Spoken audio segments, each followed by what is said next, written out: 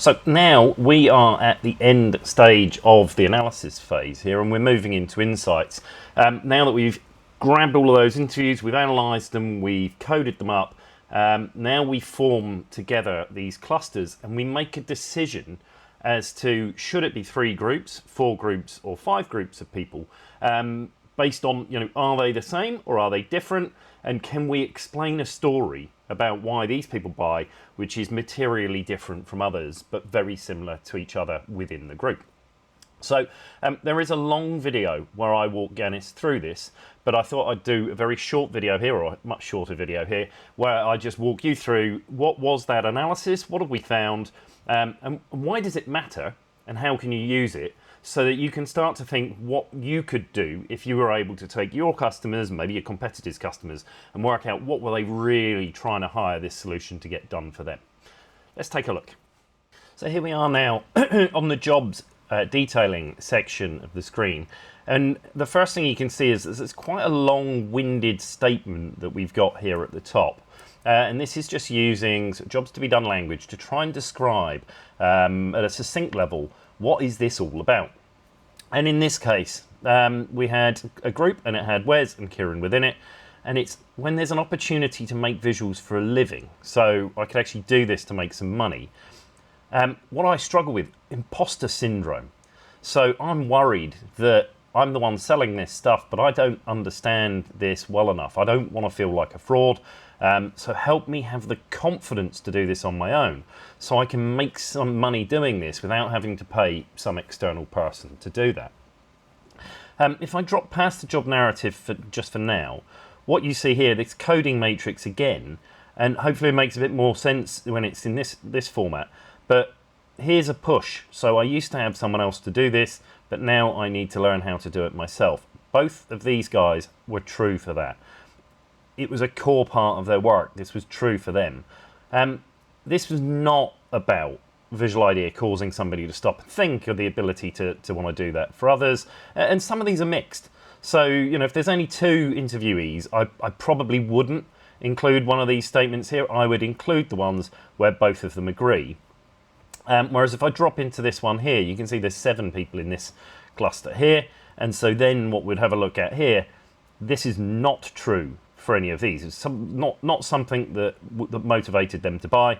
But this one here, Visual Idea causes me to stop and think. I want the ability to do that to others. For more than half of them, that was true. And so therefore, we would capture that up here. And it would actually form part of the job analysis. So this is when I want to increase my social media reach, struggle with a lack of artistic talent, help me learn the basics of creating visual ideas so I can capture attention and build an audience around my new visual identity. And so what we do is we look at the push statements that most people agreed with, and we'll drop them up here in this job narrative. So in this case, they wanted to increase the social media reach. They wanted this ability to cause somebody to stop and think, because when they'd got caused to do this themselves, it was a jarring realization that this is a powerful communication technique.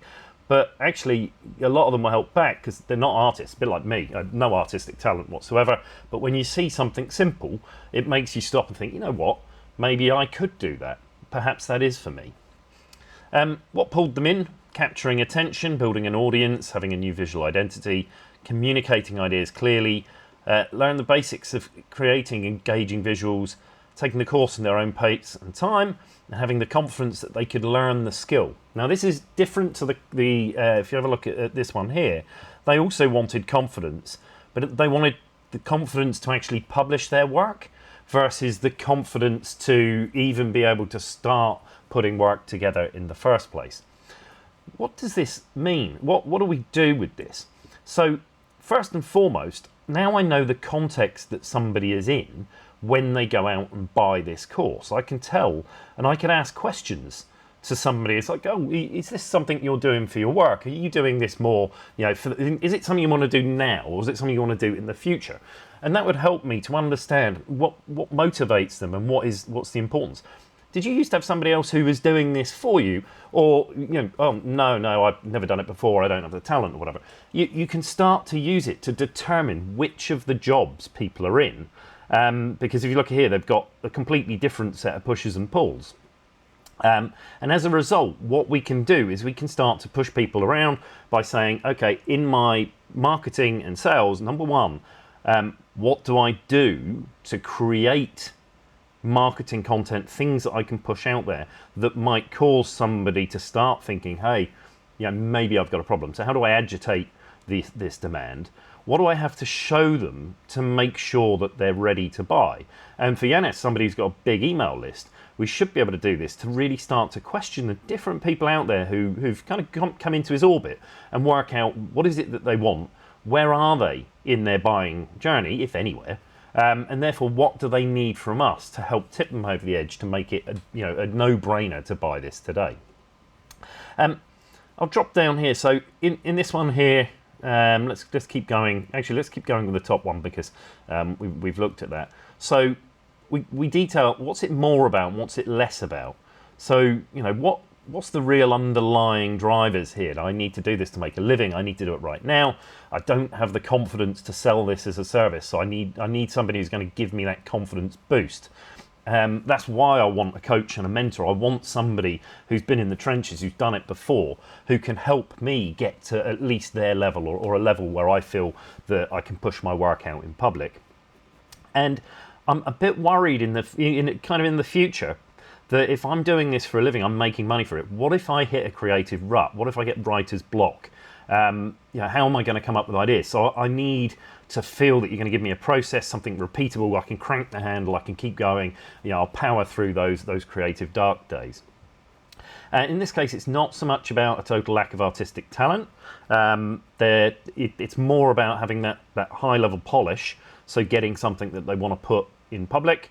They're not so bothered about scroll stoppers. They're not trying to do this for LinkedIn, or at least not initially and not primarily. It's more I could use it down there, but that's not what they're trying to achieve. So it's not about social media. It's not really about the enjoyment. I think Wes thought it was fun, but they're not doing it for something fun to do. They're doing it for a living, and if it happens to be enjoyable, great. And so we map out these things so that you get a better perspective of if somebody's struggling with this, what should we talk more about and what should we shut up about? Because there's no point in boring on and droning on about these things here if they're not relevant to somebody in this group, because then they'll start to think, hey, maybe this isn't for me. If we talk about all of the things we're going to do for them, they'll start to lean in and want our help. We also look at the hiring criteria. So this is, I'm making this decision. What is it that causes me to say, yes, that's the one for me, I'm having that. So, I'm going to do that now. When it becomes a major part of my work, or I want it to become that, I need to have the skills now. I want to do this now. I need to have the trust and the confidence that the teacher knows what they're doing, so I'm going to get taught by somebody who's really going to get me where I want to be. And I'm worried that I don't want this well to dry up, the well of ideas that I'm going to sell. And what causes them to eventually say, you know what, enough's enough, let's get rid of the old way. So I'll make less money or profit if I outsource this to others, or if I don't have the skill at all, I can't go and access these higher paying jobs. And I can't rely on someone else to do this for me. This is now going to be core part of my work, so it's not like I can turn up and pay somebody else to do my job for me. I've got to do it myself. So then we look at the different motivations here. So what are they? The functional, emotional and social. So I need to learn the skills to create polished visual designs for clients. So that's just what they've got to be able to do. I've got to, at the end of this, I must have the skills to do this. But in terms of how do they feel or how they want to feel, so I overcome my anxiety and imposter syndrome, give me the confidence to actually go and do this and say, yes, I can do this, I can help you, I'm the right person to be working with. And then from a social perspective, I want people to look at this and believe I've got the skills to do this and I'm the right person to work with them. Where it's really interesting is you start to see trade-offs made, and these change from job to job. So in this case, I'll pay more if I get more personal time and attention with the teacher, or at least when they first learn this. I do want it to fit around my work life and schedule. So if I'm making money serving clients, I certainly don't have the time to sit and think about this. If I'm working on other stuff and odd jobs and work, finding the time for this is going to be a challenge for me. So if we're designing the course and the solution, it's got to fit around their work. It's got to be easy to integrate into their life as it is today. So again, you can start to think about how you might design something that's best fit for purpose. And in this case, the competitors are actually paying somebody else to do the work and time spent on work. I like to capture some featured quotes here just to bring it to life. So, what is it all about? How did he go about making the decision? Things like that, desired outcomes. So we've got 30 different quotes we've mined in this case here. But here's a few simple ones that just bring this to life. And then we've got the common anxieties that people faced here. And then further down, the detailed interview details from previous, from the debrief section. So that's an example of a full in-depth analysis of the job. It changes from job to job because obviously these people here have got a different set of, it's more about different things. They make different trade-offs. Wherever our trade-offs has gone, further down I think. I want a DIY course at a lower price because I'm not in a hurry to use the skills. So again, the way we would design a product or service to help these people is different to the way we'd help the others. And that then lets me put together some demand facets. So across the different jobs that we have, what is it? Does it have to be I can't quite see that, it's not zoomed in. Let's open up the matrix view instead. So in this case here, DIY course. Do they want to do it on their own? Or down at the bottom, I think I've got direct instructor access. Is this more important to them? And we just map for each of these statements here, was this important to them? Give us a bit of context here, because what that will allow us to do in the next step, you can see there's different demand here, just color coded quite simply. From these different points of demand, we can then look and say, what can Yanis supply these people? What should the solution do if it absolutely smashes this out of the park? And that allows us to think up plans of action that we can go and test in the real world for maybe offering courses at a different format or a different price point, or better designing a course that would meet their needs. So there you have it, 4 different jobs here. I know we haven't gone through all of them in depth, but these are all mapped out, and you can map them out once they sit in clusters, and you can just go through these step by step, work out what was this all about, what was it that was driving this purchase, so that when you go and ask a new prospect where they are, you can think about this like a hand of poker cards. If they have 2 of these and 2 of these, then we know that they need to pick up these particular motivations before they'll buy. And so therefore we could use that to trigger this and teach people, well, it's not worth it for you now, but when you need to make your training materials to use in your work easier to understand, then you'll value this course. And that tells somebody how to buy. It helps them on their buying journey, and it makes your life a lot easier to sell what you sell. Cheers.